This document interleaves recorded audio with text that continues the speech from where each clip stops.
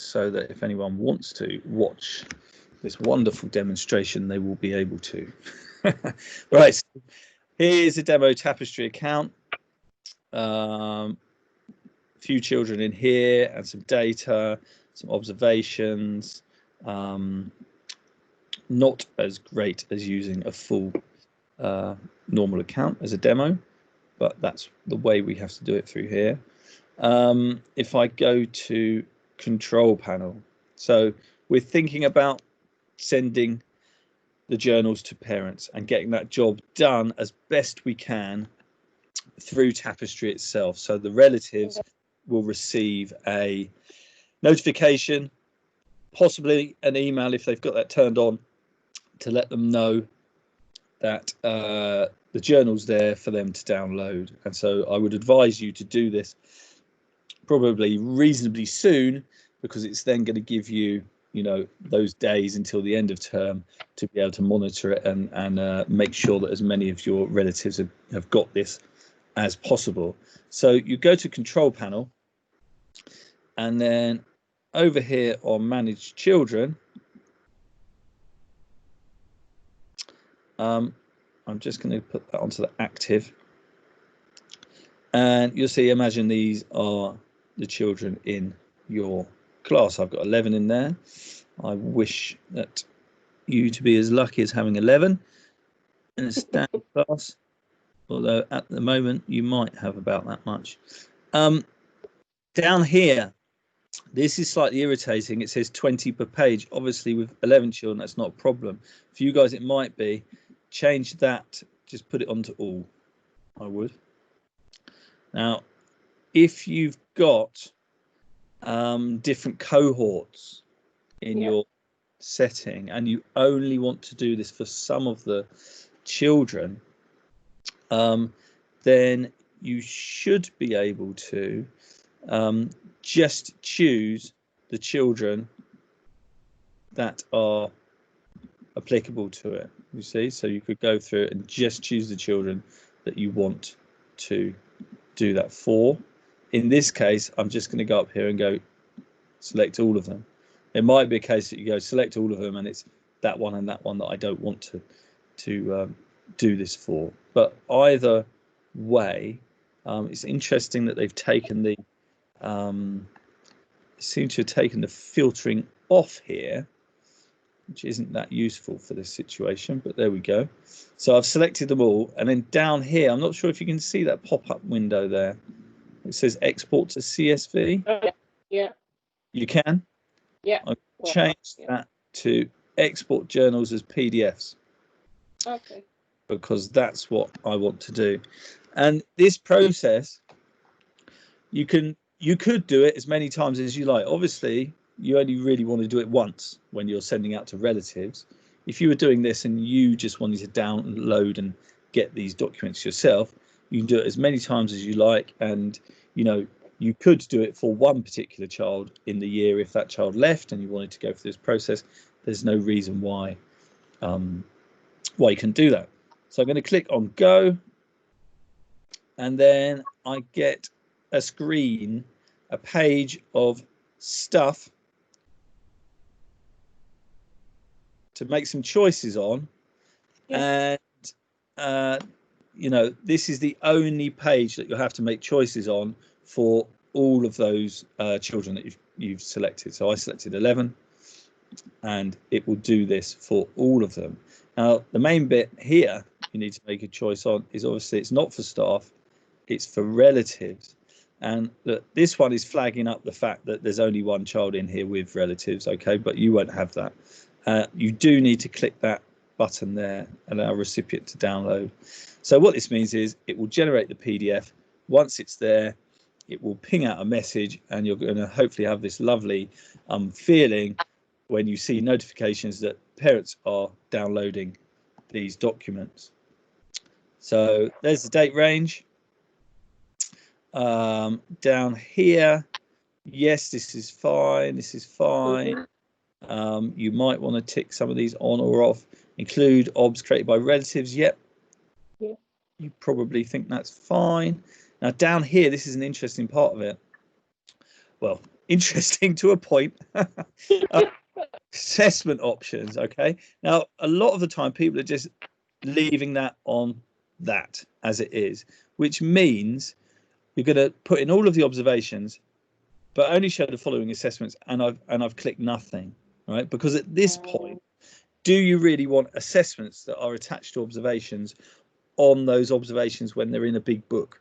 I say no. I've just managed to get the journal for my son from reception, and frankly, I have very little interest at this point in the assessment criteria that the teacher has chosen for each and every observation. I am interested in the page of data that will come to me, again, up to a point. I am interested in receiving that, but that is, you know, in terms of how to distribute this information at this point in the year, I don't think many people really want that, all of that information in their document. So probably as it stands, standard is the way to go. If you look down here, you'll see some other bits that you can have on or off. You might have a reason why you don't want the authors of the observations on there. You might do. The dates, you might have a reason why you don't want the dates on there, but then again, probably not. And it does make you a nice cover page as well. We'll come down to that. Now this bit here, this is just telling you where it's going to get the observations from. All right. So this is kind of unrealistic for you guys. There's going to be more than that in there. Maybe you might have one with 31 in it. Down here, reports. If you've used the reports function and you want that in there, then of course you want to tick that, and you've got all sorts of options there for you to put in. You can see I've got a fake report in here, but possibly there aren't that many people using reports across Aspire. That might want to go off, and you might just think, you know what, I don't want the reports in this document. If you want to distribute all of the reports to the parents, then I guess it's worth having it on because it's going to get it all done in one, but that's down to you. This box is all about just what the file's going to look like, so that's fine. Cover page is normally nice. It's particularly nice if you've got a picture of the child in your Tapestry account because it will appear there. And here, this is just saying what's going to be written on the front of it. The name of this account is Giles Hill Demonstration Tapestry, but you know, if you want to change that, you can to whatever you want it to be. And this bit here in the brackets is just obviously the child's first name. You could put there in brackets child last name as well if you want. Table of contents, titles, journal layout. This stuff mostly can just be left. If you're thinking about distributing it in this way, it's nice to have 2 photos per line because then the photos are as large as possible. This bit you don't really need to worry about. And that bit, well, probably not on split across pages because that's a bit messy. Most people go for, well, sometimes you choose that. Every journal, not a big deal. Right. So I can double check it. Remember, this is going to go to the relatives, so you want to get it right. If you're a bit unsure, then you could always do it like that first. If you really want, you could always thought, actually, I'm going to do this for staff first, and then I'm going to download them myself and just kind of check that we're okay. You know, that might be the cautious thing to do. But when you're ready to do it, you go through this with relatives, and then you're going to give it a click, and there we go. Did just whir through my brain. Is this a demo account? Is this okay? Who's it going to? But that is basically it, and you'll see it's now doing what it needs to do. If I go click on view your downloads, you'll see here it actually, because this is the only one that had a the only one that the child had a parent, that's the only one that it's made. All right, so if the child doesn't have a relative, it won't make it for you. So it's only made one for me. If those other 10 children had it, then it would have done it. Now it's still generating it. I have a feeling that Tapestry's servers are probably a little bit busier than normal at the moment with everyone doing this job, but Yep. yeah, looks like it. So it might take 10 minutes. It's possible that it could take an hour. I would hope it doesn't take any longer than that, but there's no reason why you can't just go off somewhere else, come back to it another time. You know, you can even log out. You don't have to keep the screen up here. You can go away and come back, and you'll see that your downloads are under control panel. There, downloads. So in there, still generating. Tapestry having a busy day. Lots of people obviously thinking about doing this. There we go. We'll come back to that in a little bit. Did that make sense, Debbie? Yeah, totally. Yeah, got it. Good. Was that your primary reason for coming to this webinar? Yeah, just got it. I've never done this before for myself, so just wanted to make sure I get it right. Yes, good, great. The other thing about it is that you can check. Obviously, you will get notifications come up under that bell as to what people are doing, but you can actually go through a nice tight checking process. So, like, you could give it a whole week and then go into Tapestry and check what's going on. Yeah. Let's just go back in there. You'll see here downloads. Let me click it again. Has it done it? No. Wow, they are busy. Okay, up here, top right, control panel, which is where I am actually, isn't it? Just click it again. Control panel. You'll see here. You've got history. Now, history is the extreme Big Brother zone of Tapestry. If you ever need to check up on what's been going on in your Tapestry account, this is the place to go. You can see in here, look, there's me logging in as a parent to check I could do it, and here's what I did. Absolutely. But under here, under filtering and sorting, you can choose download, triggered by relatives. Don't worry about anything else. So this is a download triggered by the relatives. You know, it's a shame that it's not going to show anything in this demo account, but when I submit that, it's going to show me all of the downloads that relatives have done. So let's say you had, 44 children in your cohort or whatever, and you've got a lot of relatives there. You can then submit it, and here you will see a list of all those download events. So you'll get a real sense of who's had it and who hasn't. So then if you've got a list of children there, you can probably then look at that history list and start ticking them off. All right. Yeah.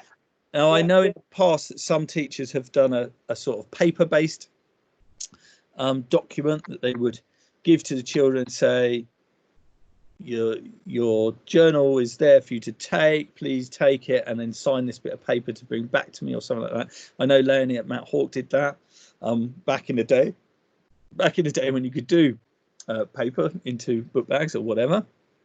At the moment, things are markedly different, aren't they?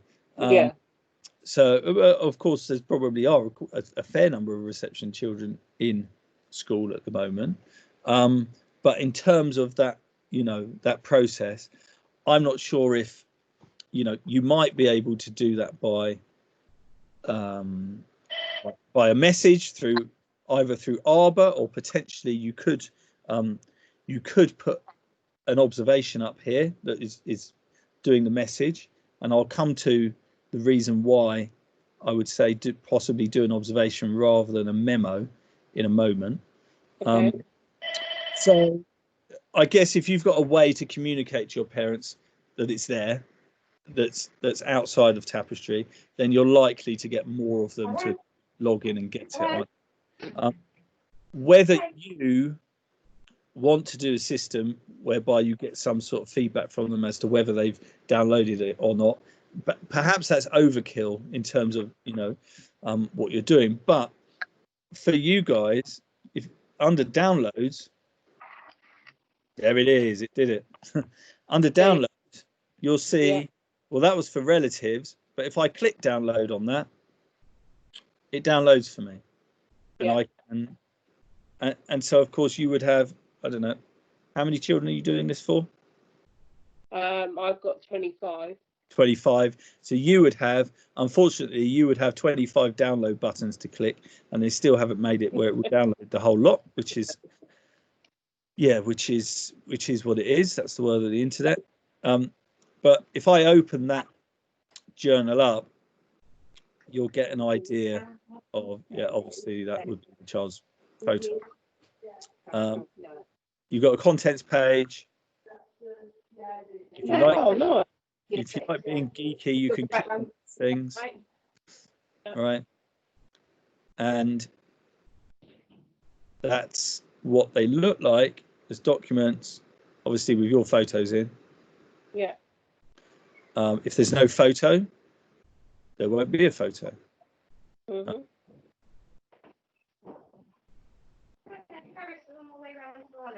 So it's actually quite a nice document, really.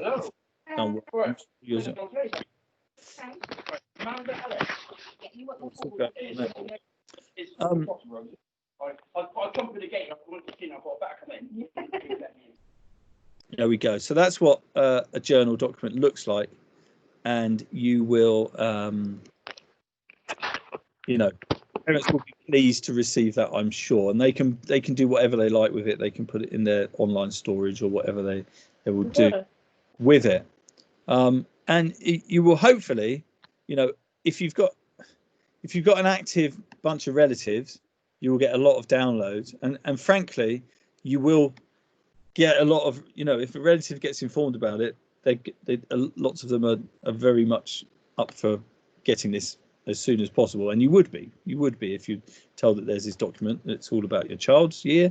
At least most people are. Okay, just a couple of other things to do with this. Just going back to where you make them, which is under manage children. Yeah. You will see that, and I'm just, remember you put that on all if you need to. Mm-hmm. I'm going to select them all again and show you that you can, down here, you can bulk export photos and videos. Now this is really only useful if you're a setting that's done quite a lot of work with video during the year, and you want your relatives to have those videos. Then going in and clicking that as well will allow them to get those videos. I mean, and the photos with that. Will that take a long time to download? Well, you yourself don't have to download it, because it. But I mean, when we're doing it through Tapestry, will that increase the time delay of? With it creating your journals, it will be a separate event for them. So I don't imagine. Yeah. So there's a few options there for you. If you're a setting that hasn't really used video, then it's not. But you'll see here, for relatives, you choose how relatives get their copy, and you want it like that. Relatives can download their own. Yeah. So if you go through that process, and of course you could, here you can turn photos off. Okay. If you want, because journals are full of the photos anyway. Okay. So that's up to you. Documents. All right.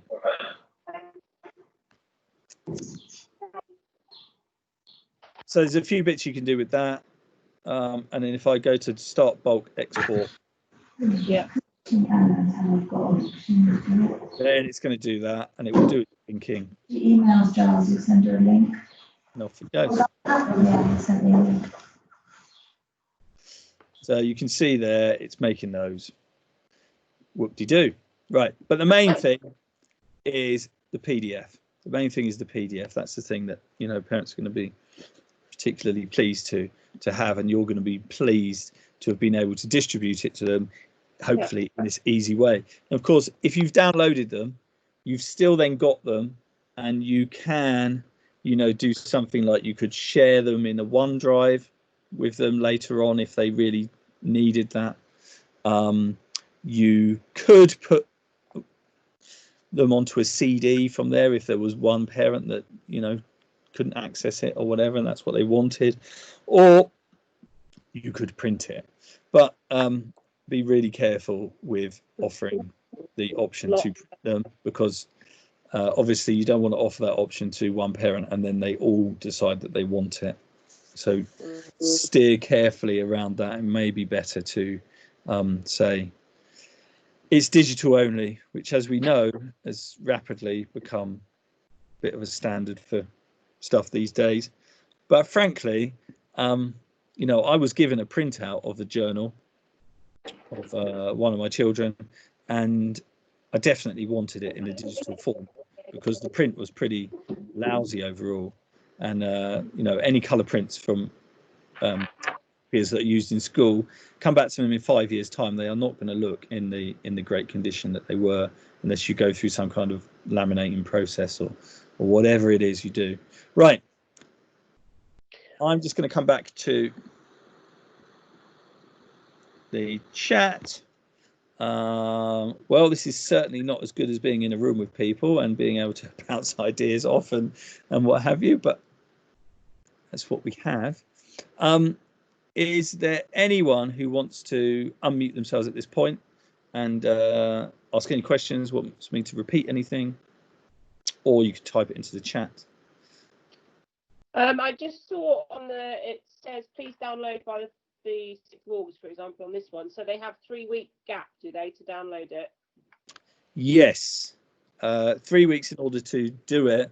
After that point, does it disappear entirely? I think it may, but of course you can recreate it. Yeah. After those, if the children are still on your account. 3 weeks is going to be into the summer, isn't it?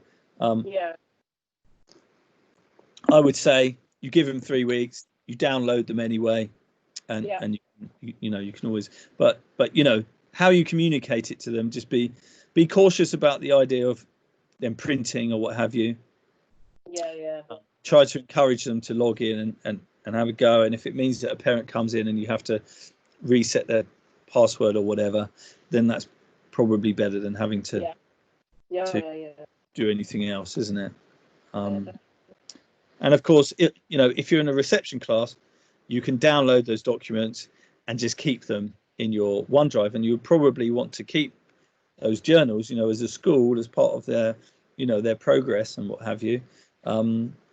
They can be, you know, passed on to the next teacher as a digital, you know, put them into a folder in your OneDrive and then share it with that teacher, and then they can look through those